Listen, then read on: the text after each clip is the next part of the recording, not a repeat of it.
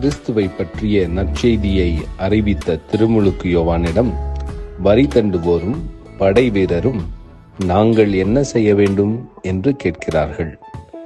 நாங்கள் என்ன செய்ய வேண்டும் என்று கேட்கும் மனநிலை கிறிஸ்து பிறப்புக்கு நம்மையே நாம் தயாரிக்க சரியான மனநிலையாகும். நாங்கள் என்ன செய்ய வேண்டும் என்று கேட்பது அறிவிக்கப்பட்ட நடக்கப் போகும் வார்த்தை மீதுள்ள நம்பிக்கையை குறிக்கிறது. நாங்கள் என்ன செய்ய வேண்டும் என்று கேட்பது நம்புவதை செயல்படுத்துவதற்கான ஆர்வத்தை குறிக்கிறது. நாங்கள் என்ன செய்ய வேண்டும் என்று கேட்பது நற்செய்தி அறிவிப்பவர் நல்லதொரு வழியை நமக்கு காட்டுவார் என்ற எதிர்நோக்கை குறிக்கிறது.